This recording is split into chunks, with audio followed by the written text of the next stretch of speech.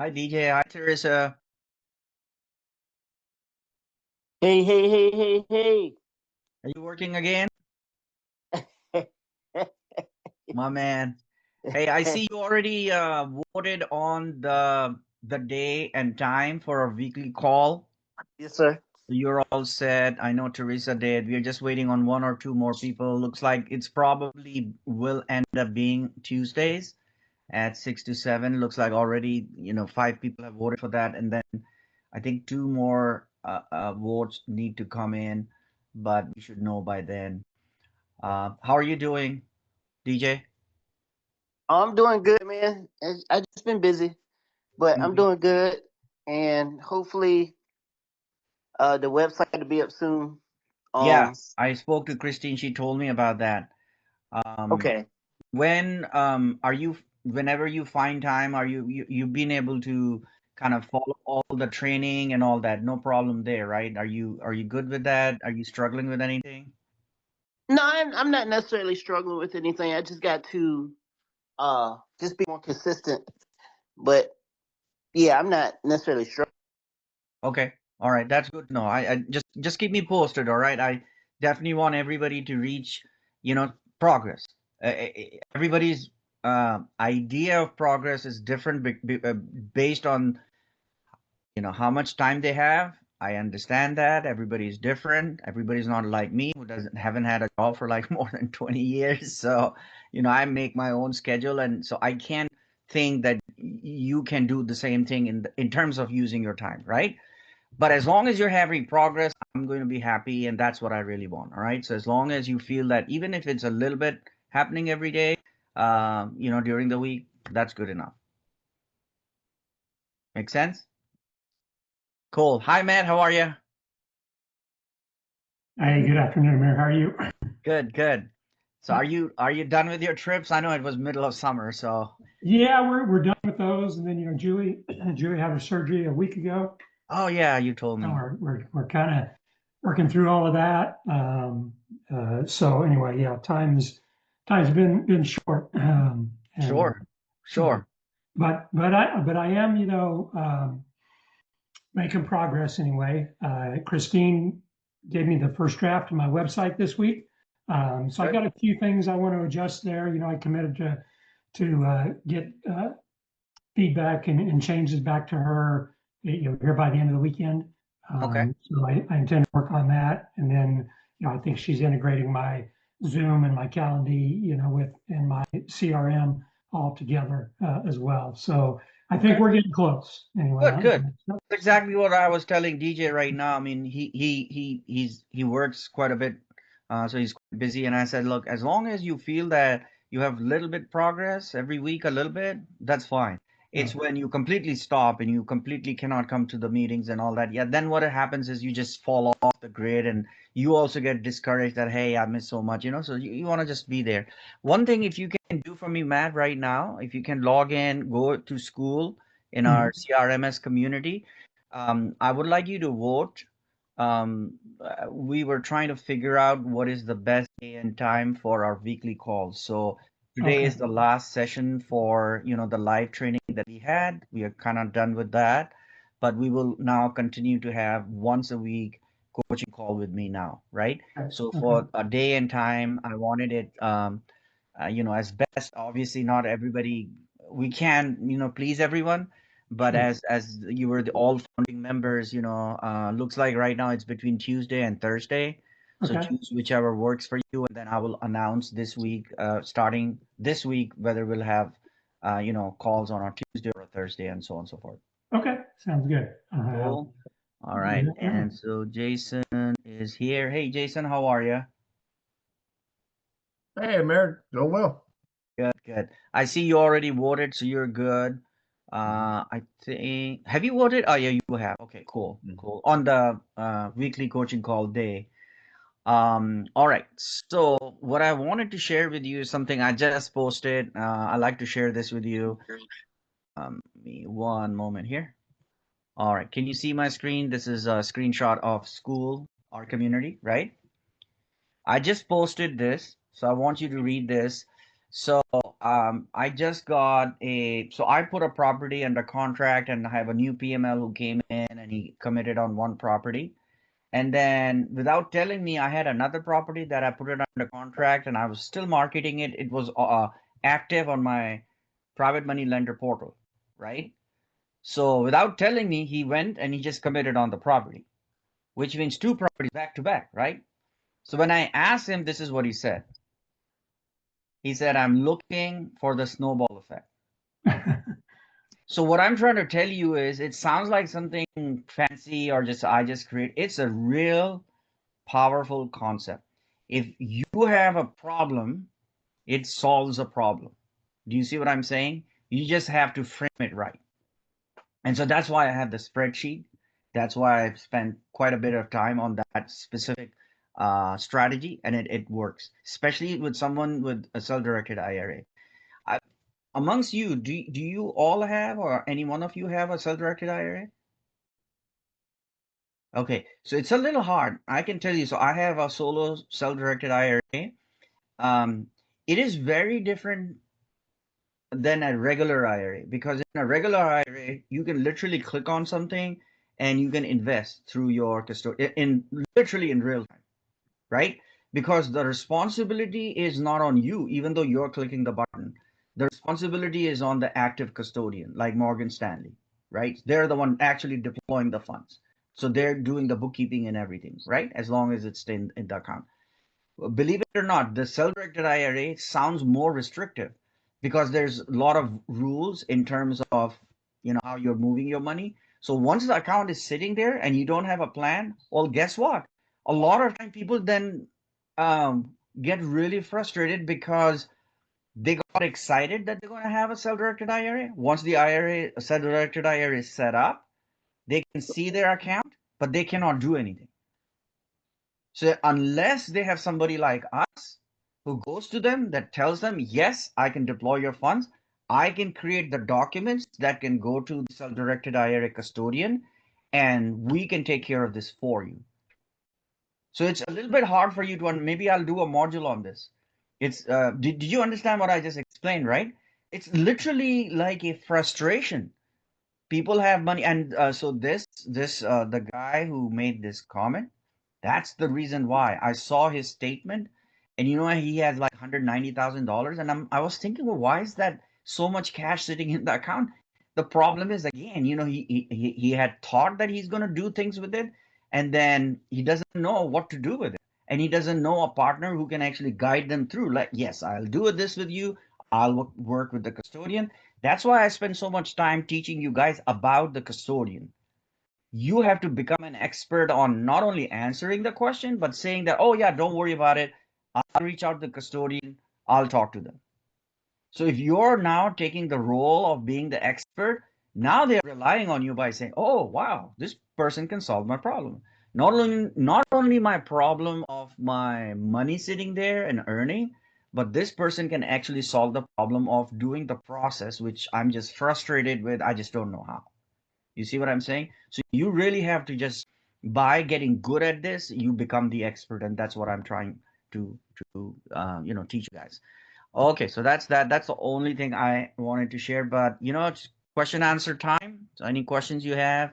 So Amir, just real quick, while on the topic of self-directed IRAs, you said something in one of our first two sessions, because in the Freedom Accelerator community, there's some people that talk about using their self-directed IRA to actually purchase properties and put them in there, and then they're buying their properties within a self-directed IRA, and then once they're paid off, that income is going to come to themselves.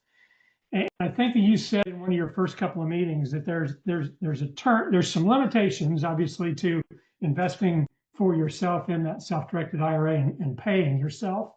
And I think you made the comment that some people in our group are actually doing that, and it's not technically legal in a self-directed IRA. Can you expand on that a little bit? Because when you asked, who has a self-directed IRA, I was considering one for buying properties in, but if that's not technically legal, then I don't want to do that either. Yeah, what my understanding is, so there is a term called self-dealing. Yeah. Okay, that's what the term is, and what that simply means is that you're investing in something where you're getting direct benefit that should be taxed, but is not being taxed the way you structured the deal. All right. So, for example, let's say you invest in something, and you make a profit, but that profit is subject to taxation. But because the way you structured it and the way you're funding it, it's going from your account and it's investing it, and then you're getting the benefit. But since you are doing it directly from a self-directed IRA, you are trying to circumvent paying taxes on that. So what I'm just trying to say is work with the custodian to make sure they understand. So there's a fine line between you buying the property, it is your property, right? And you own the property. Now that property has rent, so there's rental income, but that rental income is your income, right? So that income, in my opinion, again, I'm not a tax specialist, but that income is taxable. Yeah. Right? But private money lending is different because you're not lending to yourself, you're lending to somebody else. That specific activity has been approved by the IRS for a self-directed IRA. So among the some of the things that you can do, no doubt that private money, as long as it's not to your relative, your brother, sister, mom, dad, you're fine. If it's somebody not related to you, you can do private money lending, no problem. You can make money, you can make interest. That is completely good. But when you start doing things where you're benefited directly from it, so you do the investment and now you're getting benefit from it directly. And if that benefit was supposed to be taxed at some point of the transaction, and you're trying to avoid that, IRS will not like that. So that discussion on not everybody's situation is the same. So there is no black and white on that. I'm just saying it's very close to being a self-dealing issue. So you just have to be very, very careful. The best person, two people to talk to would be number one, your custodian, to ask them, look, I'm buying the property. This is what it is. It's a contract for deed. So again, I don't know how they're going to characterize that as, well, are you selling it? Because remember, that's the other issue we are having in our community, right? Your CPAs are categorizing that as a sale, and then it's an installment sale in terms of tax, in terms of bookkeeping, or they're saying it's a straight out rent, right? So kind of people are split on that. So what will your CPA say, and what would the custodian say? Well, no, this is going to be this. Well, based on that, what would be the interpretation? Would it be considered a sale, and then you're getting the proceeds, but that should be taxed and it's coming back to you? So I'm just saying that, hey, anytime there's a gray area, especially when the IRS has set this up, I did a whole module on this. The main difference about the self-directed IRA is that that's what you really have to understand. That is the most important thing. Is that the difference is that when you have a self-directed IRA, you're literally swearing on oath. When you sign the documents, you're literally swearing and saying that I realize that I am taking the responsibility of doing the investment decisions. And I affirm that I have read and understood what are the prohibited transactions, and I take the responsibility. See, that's why when you work with Morgan Stanley, you don't have to worry about it. It's Morgan Stanley. So that's why you click a button, Morgan Stanley makes a commission and puts the money in the stock. But now you're telling IRS, no, I'll do it myself. So the IRS says, sure, we'll let you do it, but it comes with a responsibility. You cannot do certain things. Yeah, and it always made sense to me with the private money lending, how I'm taking that out of my self-directed IRA, I'm giving it to somebody else, and they're paying me, every month, and that's just like investing in an equity or anything else that you get. But when it was, I'm going to go buy the property, I own the property, I collect rent or an income on it, and I put that in a self-directed IRA and don't pay taxes on it. That always seemed a little bit. So that's what I'm saying. Right. Maybe it is. Maybe these people have talked to their CPA, and good for them. I'm just like, it's a very gray area for me, because that's what the IRS just says very clearly, that if there is a taxable event and you're using your self-directed, because see, that's what people are, if you listen to their conversation, that's what they're trying to say. Oh, I can do it this way so I don't have to pay taxes. Yeah, exactly. That's exactly what the IRS doesn't want you to do. So I'm just saying that. Now, there's another way people try to do this, which is they try to do it indirectly, saying that, oh, if I do it this way, IRS or nobody would know. For example, let's say you buy a vacation property, right? Like an Airbnb, right? And you tell the IRS, you tell everyone that, it's an investment property or whatever it is. And, um, but then once a month during the year, you go and stay in it.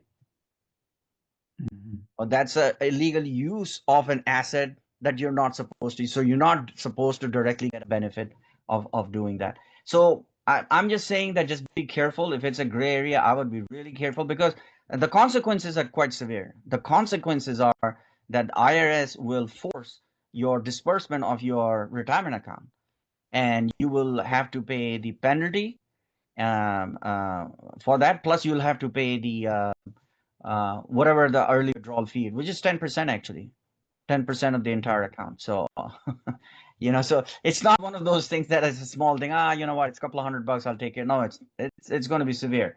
And then depending on IRS, if they get upset with you, they may restrict you to have another retirement account. They may have said that, oh, because you're just trying to circumvent us, we'll not let you set up any other retirement account. What are you going to do then? So there's consequence. That's all I'm trying to say is, okay. And then I think you had a question, Jason. Jason, go ahead and ask me that. So the question was just to if you could share some of the recording or the recordings for the private money lender course that you did for the Freedom Accelerator group. Just, I mean, you've already shared the material, the slides and things like that go along with it, but it's the presentation. I promised you I'm going to do it. It's in a different folder. I have to take them out and put them in. So let me make a note here for Christine, and then we can get this done this week. All right. Yeah, go ahead. And that's because that's something for those that are interested on or on the fence. I would love to get them through that course. Absolutely. I'm trying. I have a waiting list right now for at least 10 people. But I'm just so busy because I will have to tweak it a little bit, and I have to go back in and remember I remember the reason why I didn't do it. It's because this course that I have, and I'll put the recording in. The course that I have, the recording that I have is for the private money lender certified course that I did for the Freedom Accelerator community. Right. So as long as you know that it was for that, not for the other type, then there's not a problem. But yeah, I'll just make a note here. Recording. So I have another. I've got a few interested. Very good. Emails. Just gotta get them What- through the course. Why don't you tell us? It's going to help everyone. Who are these people? How do you start the conversation? Yesterday morning, I went to another local networking group. It was a Chamber of Commerce. They call it the Morning Mix. It was a free group where people, just local businesses, would get together, and you just talk about what you're doing. I had it on my We Buy Houses shirt, right, and my lanyard that says who I am. So they didn't. The comments they made to me is like, well, we don't have to guess what you do, and I gave me a chance to listen to them, right?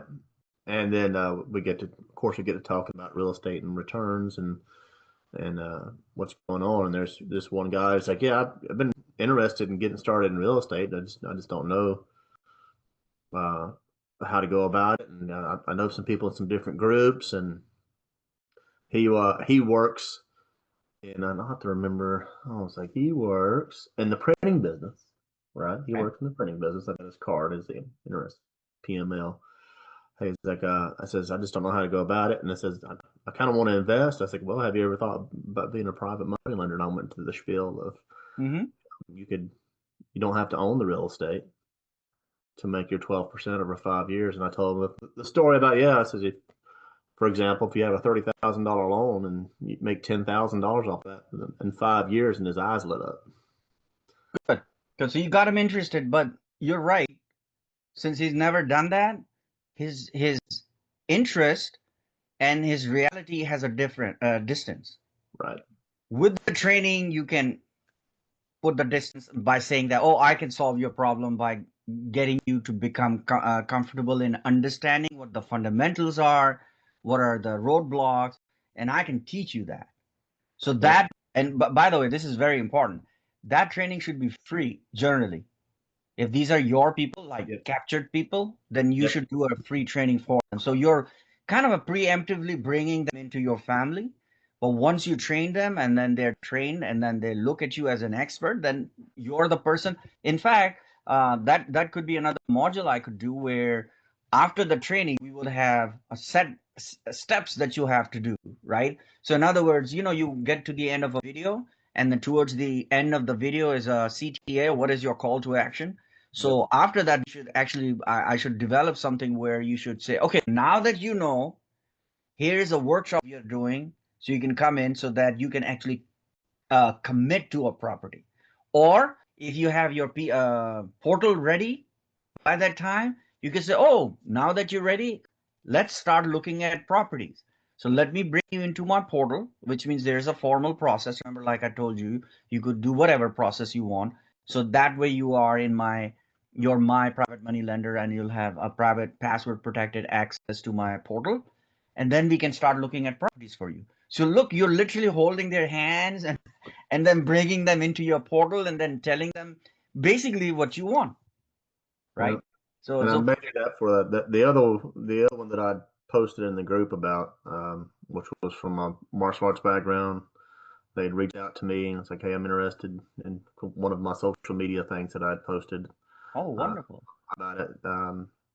And he actually has stopped teaching for a while. His wife runs his martial arts school now, but he's investing. He's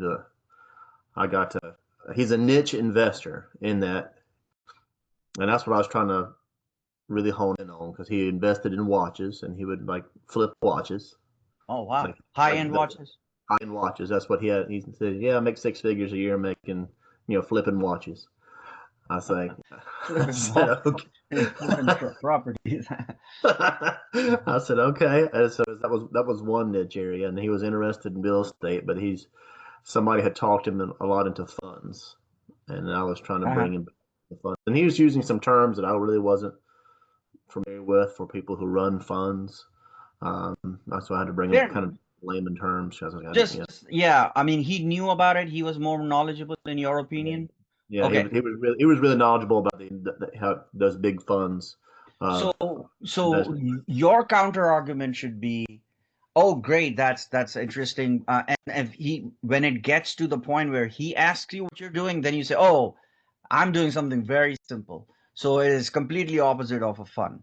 I'm not putting a group of investors together. I work with investors, but I work with investors one-on-one, one investor to one property. Believe it or not, in terms of risk profile, it's actually better because when you commingle funds and when you have a big fund, then it's like a vague thing that you own a partial ownership of a very large apartment complex, right? A $3 million apartment complex, you put in 30, 40, $50,000. I mean, you're like minuscule. You have, no ownership. I mean, you have ownership, but you're totally dependent on the operator, how they're going to pay you. They could decide not to pay you. I don't know if you know this. Many of these syndicators went out of business after COVID-19. They stopped not only paying their dividends, many of these people who've been doing very good up to that point lost money and lost businesses. It's because those businesses are kind of like pyramid scheme in the sense that they were built on one idea. Without going into too much into it, they are all built on the idea of, well, we're going to go in, we're going to do value adds, we're going to buy a property, we're going to try to increase the net operating income, and we're going to exit out and refinance. Well, it works, great, everybody makes money. But when it stops working, well, nobody makes money, right? And most of because I was in this world for a while, so I'm telling you how they make money. 99% of these players, the way they make money, there's only one way they make money. The players, the big who actually put this together, they only make money on fees. Yeah. And it is such a dirty. When I got in, I was like sickened because they literally promote the idea. Oh, you can actually make 3% on this, and no value, no value add. Like what we're doing in slow flip. If somebody asks you, well, what is your value proposition in this? Well, there are very many. We are operating in neighborhoods that are dying, right? People are moving out, it's declining. Well, we are taking the inventory that nobody is touching. Even flippers are not touching in these neighborhoods. We are going in, we're taking the risk, we're marketing, we're bringing in money, taking the risk, and then bringing in people who either want to make it their home or improve the property over a period of time. So not only are we giving opportunity to people who can come and make it their home, we are improving the neighborhood. Number one, it's a top thing is it's beneficial for the city. Think about it. You had a asset in the city that was producing no taxation, and it's a eyesore. Plus, in terms of risk, it's very risky. There's vacant, dozens and dozens of homes are vacant in a neighborhood. It's a fire hazard.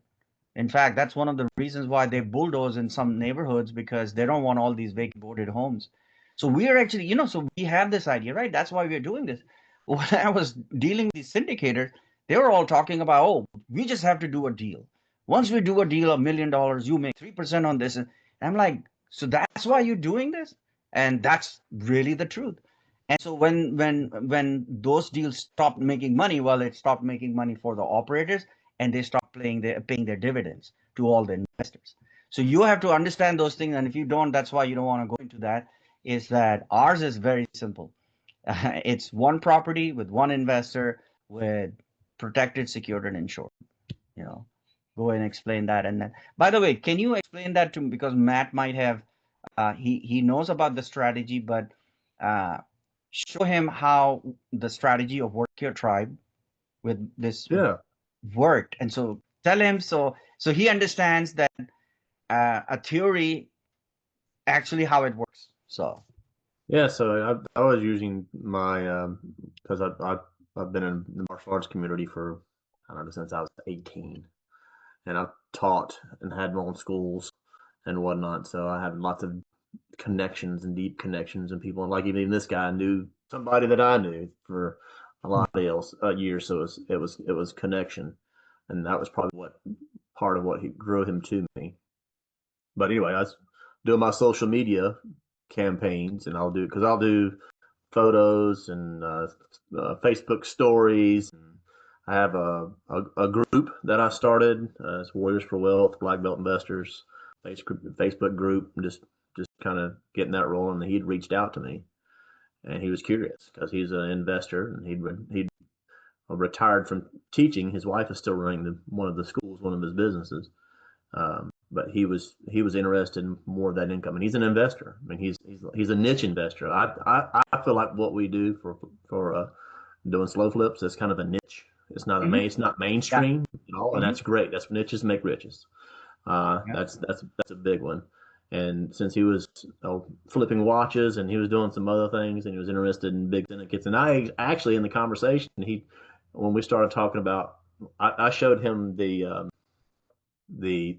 slide that had the mortgage interest and the payment, and then he was really interested. And I showed him the snowball effect, and that's where his eyes got big. Mhm. He's like, "Well, what would you do with $225,000?" So he told you how much he has to invest. That's wonderful. But this idea of the strategy, see, I think one of the Matt's challenge, and correct me if I'm wrong, Matt, is the starting point. You want to know, well, who should you be reaching to?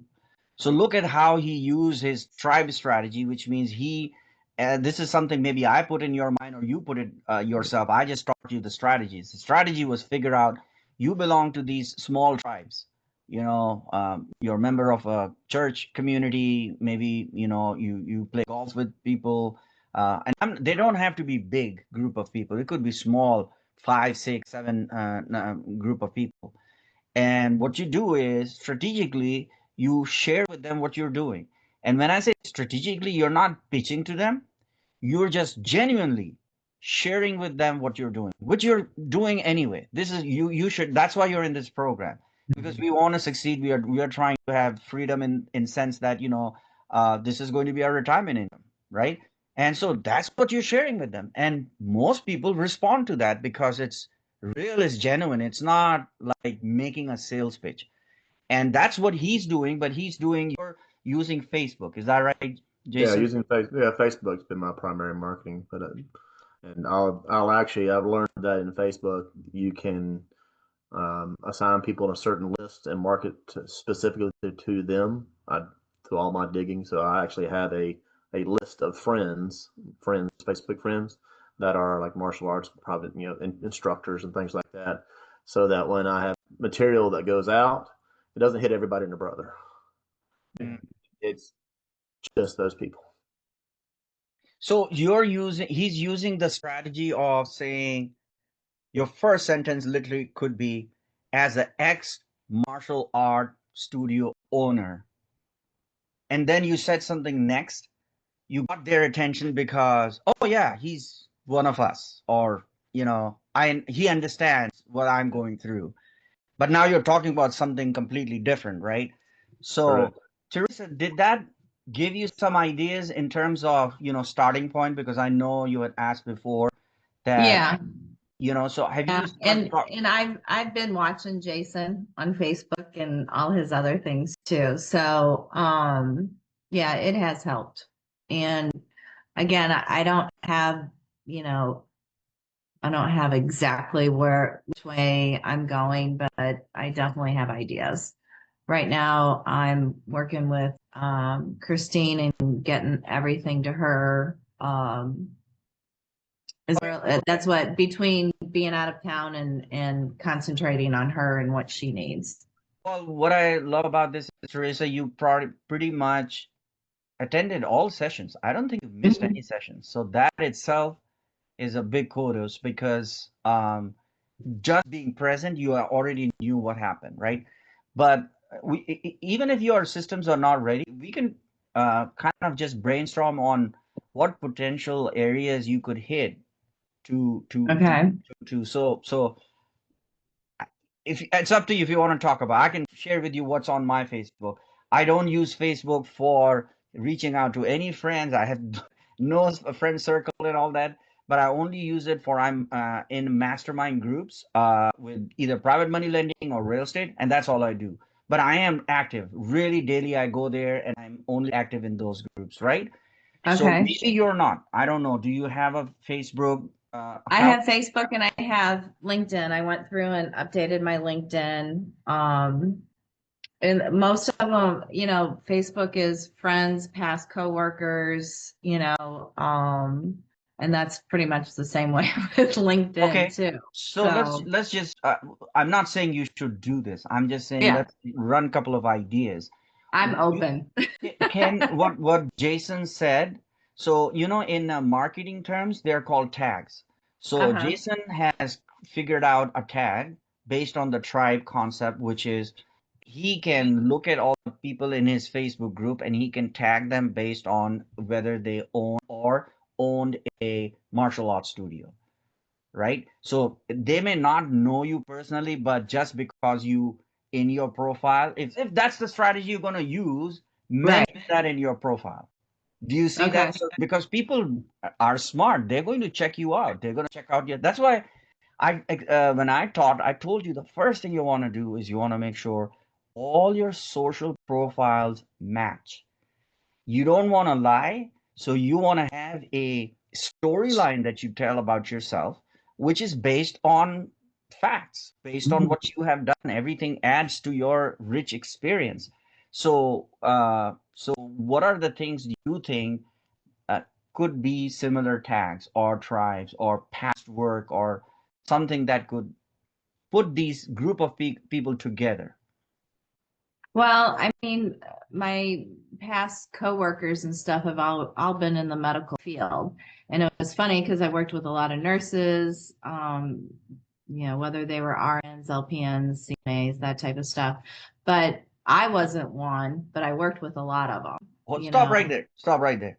Do you know on an average how much a RN earns? Yeah. A lot of Um, money, right? Generally, uh-huh. they are really well paid. Yeah. Who is an RN? Oh, yeah. So let me tell you the story. So right, we got a gold nugget there. Just listen to me. Uh-huh. I'm gonna tell. I promise. So there's a lady, I won't tell her name. She's been on my newbie coaching calls that I do. All right. And she was quite frustrated and she said, I've been coming to the I don't know, just like a newbie. She didn't know what to Mhm. do her first. And so I asked her, I said, "Aren't you a RN?" She said, "Yeah, I'm a RN." I said, so without asking her, I knew that. I said, "Okay, and how's your credit?" She said, "Oh, my credit is 800, whatever." I said, "Okay, well, here's an idea. You can get personal loan." So she thought about because she was thinking to get a PML first before she bought her first property. And I said, "No, trust me, you have a strong job, you have a very good credit line. You can very easily get a small loan, personal loan." And on the next call, she came in. She had a property under contract. She already borrowed money. She was ready to go. What That's I'm trying to tell awesome. you is this. What I'm trying to tell you is this. RNs, they work so much, right? They make a lot of money, but their hours are crazy. So Yeah. if you can convert those people now, so how would you create your story? Well, what you just said, you don't have to say that I'm an RN. Yeah. You could have a conversation where you could say, well, having experience working with RN in my time, and then you go to your history and say what years was it and what even a hospital. You'll be shocked just because of that tag. If you put a hospital name, when people are searching and they may not know you, but that might come up. And you never know, out of the blue, somebody might reach out to you and say, I saw your post about that. I'm just curious. So I'm just trying to give you ideas on you just have to find something that is, you're not making it up. It is true, but you use that to create a posting or a message that can open up doors for you. So Okay. that's just one Right. thing. I'm not saying do that, but I'm saying that's one thing. And Right. similarly, go into the other list of people who are on your list who could also define that small tribe, right? Uh, Right. a tribe doesn't have to be somebody or you know them all. All you're trying to find is what is a commonality that you can find that can tie everybody together that you can use to have a messaging that people will perceive that you're part of that tribe, Okay. All right? right. So let's try that. So Matt, any ideas from that? Yeah, I mean, nothing jumps out to me. You don't I've have Facebook? yeah. Well, to your point, I was never on Facebook. Okay. I am not a social media type person. Right, I was right. never on Facebook until I joined the Freedom Accelerator program, and Got they it. need to get a Facebook account. Okay, LinkedIn. LinkedIn, I am on. Okay. Just through professional associations and stuff. So I've got colleagues there and stuff, but my most of my career was in the pharmaceutical, operations, type of business and stuff. Um, so I've got a few contacts, through there and stuff. But So let me ask you this. You are currently not employed anywhere, right? well, so I've been doing some consulting work for about the last year, uh, Okay. and that assignment just ended like Thursday of this week. So, so Okay. I'm back So, into the retirement life per se. okay. The reason why I'm asking you that is because Mikhail and his wife, they're, both, she's an architect and he's an engineer, and they work full time. And so I, suggested that, one of the things I teach is, you have to have your whatever social media, whatever public profiles to reflect what you're doing, because once you start putting out these messages, and so they had this reluctance because they actually work full time Yeah. and to put that on their LinkedIn profile. So I said, okay, that makes sense. But now that your situation is different, if you want, start looking at my profile. And I believe, Jason, you probably also are doing something like that, right? Just look at my profile and see how you can do similar things, which means first figure out in your mind how you perceive yourself first, because whatever you're going to put out there is what you perceive yourself first. If you don't see yourself like that, it's going to be hard for you to put it on your profile. So Mhm. I also had to go through that by thinking, okay, how do I see myself? I see myself as a real estate investor. I see myself as a real estate mentor and coach. And so that's one of the things, right? And so if you look at my messaging, it's two or three things, but it's all revolving around real estate, Yeah. right? So you have to first decide that, then you have to spend some time. It won't take you too long. You could probably do it in 2 or 3 days. You think about it, what you want to do, and update your profile. Yeah. Once you update your profile, then what you could do, this is literally a strategy you could do. You could start posting simple things, not complex things, very simple things. Hey, just wanted to share with everybody. And you don't in your mind imagine that either nobody's going to read it or everybody's going to read. It doesn't matter to you right now. All you are doing is you are posting those messages. All right. In the initial stage, you will see nothing will happen. Nobody will put a click on it. Nobody will do anything. The way life works, you probably know this, is that when we were, I have kids. My daughter is 16, but my older kids are, grown up. When you're a kid, you think that everybody's looking at you all the time, right? So you're making your hair, your clothes and all that. And when you grow old, you realize nobody cares. Everybody is concerned about themselves. So LinkedIn is a perfect example. When you post, nobody's going to interact with you. So what you also do while you're also posting, go to other people's posts who you know a little bit in past or whatever, look up their name, read their posting, especially, and then just like. Yeah. You don't even have to comment, just like if you like the post. And then those people are noticing now. They're going to say, "Oh, I wonder what Matt is doing." And this is how it works. It took me a while to figure it out. I was also very uncomfortable. Well, why would I do that? And it does work because when you react on somebody and you click on something, they get curious. They look, they can see the icon actually has a small picture of you, Mhm. right, with your name on it. So that triggers the memory from all these people who may know you personally or may have worked with you. They'll say, "Oh, I wonder what Matt is doing." And they click on it and they see your profile. Oh, he's in real estate, right? So it is a strategy. And if you don't, you're at a dead end, you don't know where to go, that would be one thing you can start thinking. But it will start with you. What do you see yourself? How do you see yourself putting your profile out there? Yeah, yeah, and I had considered that even on the Facebook side, for the few people that I do have as friends and followers and things like that, just kind of updating, hey, I left my, W-2 job, X couple of years ago. Here's what I've been doing, but I don't want to do a long drawn out post, Yeah, yeah, maybe yeah, exactly. just little snippets Just and little clips of something out there. Exactly. Yep. hey, here's what I've been up to, and then just a call to action, as you say, at the end, if you're interested, I could certainly help, Matt, start this. You're talking about short and concise. ChatGPT does a fantastic job. For Mhm. ideas, yeah. Yeah, for those ideas, and if you prompt it, you can tell it how long you want this to be. Say, hey, if you wanted to talk about something for a minute or 5 sentences, from an operations side, because you worked in operations, I got a huge operations background. On top of that, you're very specific on what you want it Mhm. to do and how long you want it to be and what audience that you're talking to. You still have to check out ChatGPT. I mean, you Yeah, can't just yeah. like put something in there and hey, it's going to spit it back out. But you can tailor it Mhm. by asking it more questions. It's like I have this. I don't know, I can't see it. It's 30 days of prompts. Mhm. Because you can actually go into ChatGPT and say, hey, I want to create prompts. What's the best prompts I can create? And it'll spit it back out at you. Mhm. And you still redefine those prompts as you go, and you make them real short. And they'll make them really short. Yeah. So that's an attention grab. If you want to grab attention, if you want to address a different audience, use it in that fashion to really help you out. Yeah. Yeah, this is actually a Jason, what do you Yes. mean by prompts? Are you just talking Uh, like little snippets? What do you? so Amir, you yeah, want to? I'll show you. Okay.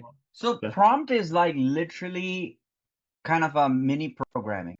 It's the instructions you're giving the model. So without this, you cannot get a good answer. So for example, let's say I type in a very vague thing, very, very vague. Uh, um, make a watch this. Create a interesting Facebook post about this morning's weather in Dallas. Okay, so it's still very vague, right? So look at this. The good thing about this is I told it Facebook. So it understood that Facebook likes those tags at the bottom. It likes these icon, emojis. So you can literally copy all of this right here and directly post it. But you can get really sophisticated by making the next one. Let's see right here. All right. Watch this. So I am planning on traveling to Dallas in July. I hear it is very hot. Can you create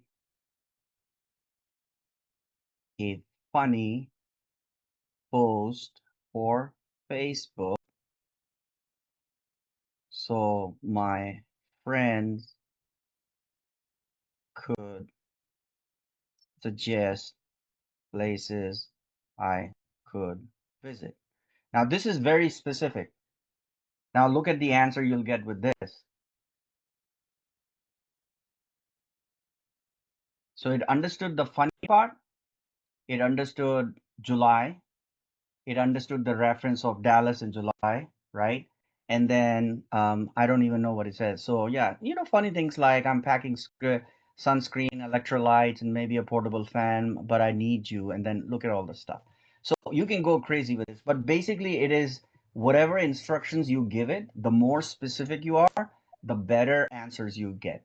So in this case, we are talking about, let's say, we were talking about Facebook, but if you said LinkedIn, the model understands how LinkedIn works because it understands that LinkedIn is very different than Facebook. LinkedIn, people use it for career enhancement. It's more professional language.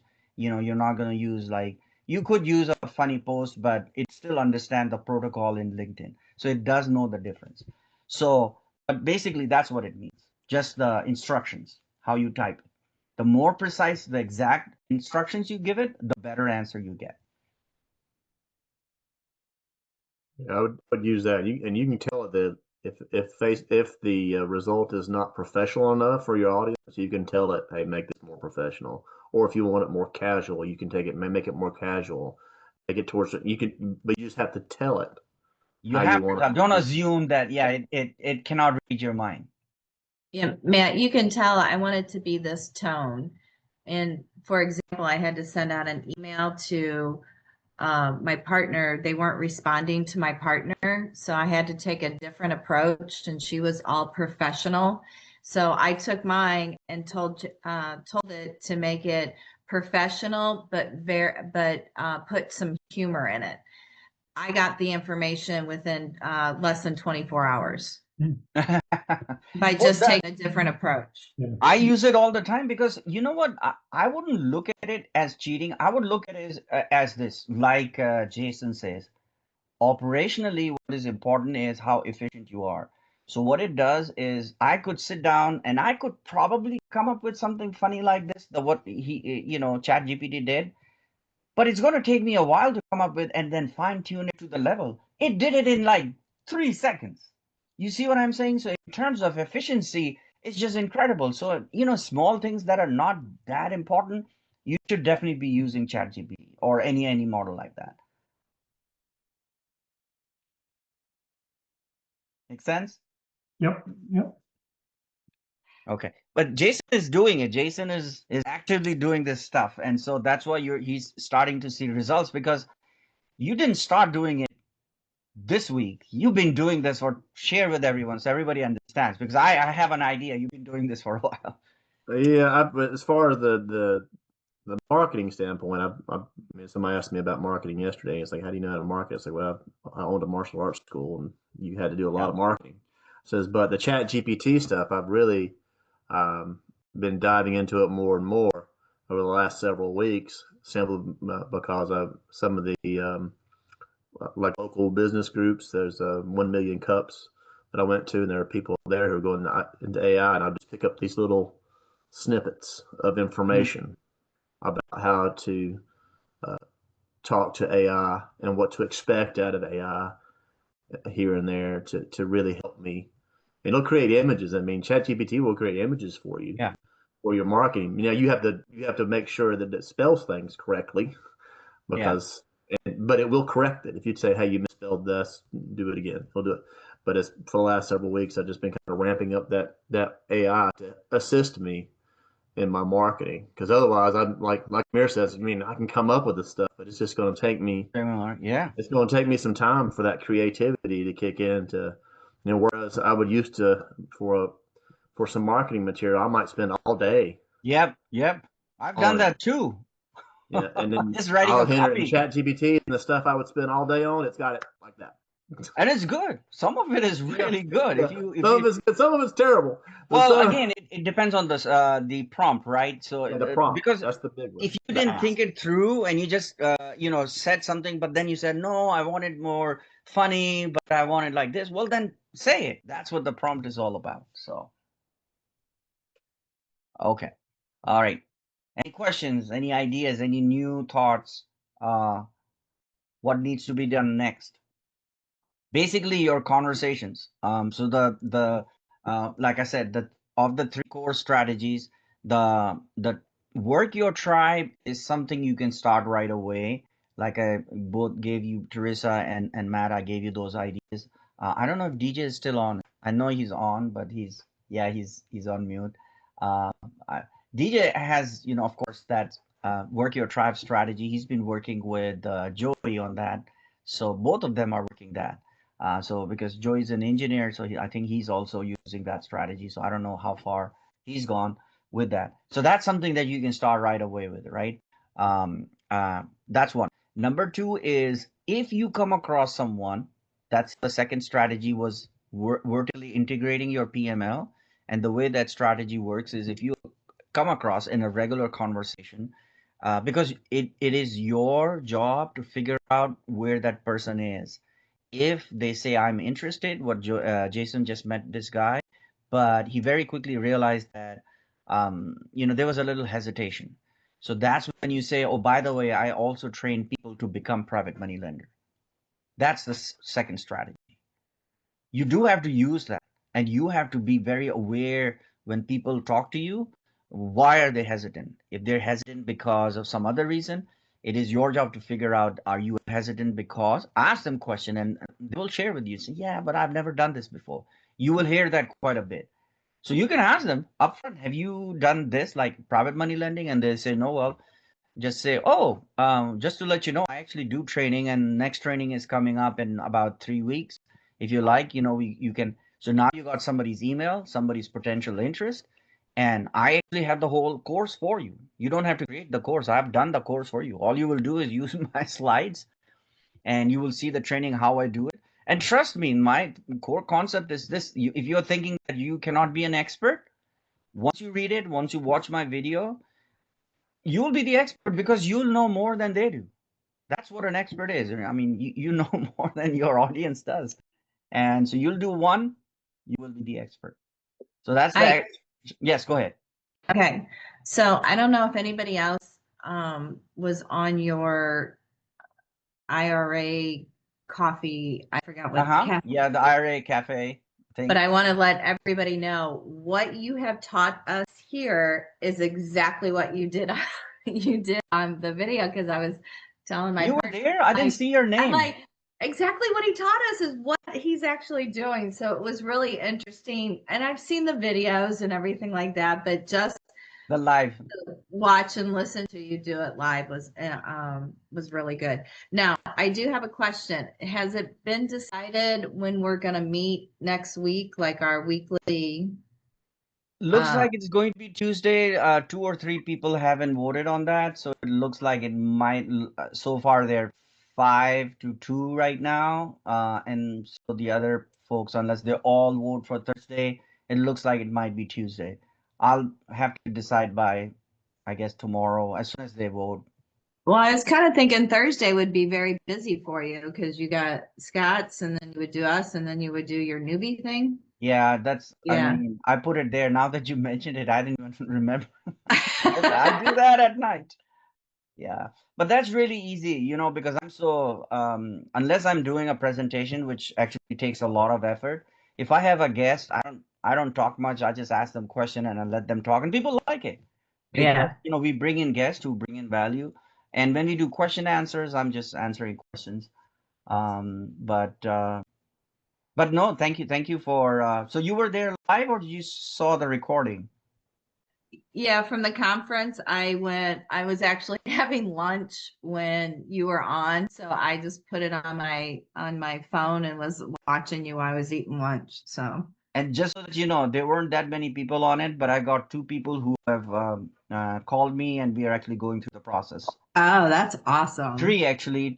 Third one, I had a conversation, but we got interrupted, so we're gonna do it again. So three people out of that. Which again, I'm not recreating something. It's the same. You've seen the pitch deck. It's the same thing that I Right. repeat. I just fine tune certain things depending on which one I'm doing, and you'll do the same thing. That's what this workshop is about. So Yeah. once you participate in it, you'll get comfortable doing it a little by little, and then you take over more responsibility, and at one time you'll be doing the whole thing. You Yeah. know. So, I'm glad. Well, I appreciate it all. So, Sure, sure. All right. So any other questions? Anyone? Okay, cool. All right, just keep working on, all the things we've done. Looks like we might be meeting on Tuesday. I will post our weekly meeting and then I'll see you then. All right. Take care, guys. Thanks all. Thanks, Bye. Mayor. All See right. y'all. Bye. See Bye-bye. ya.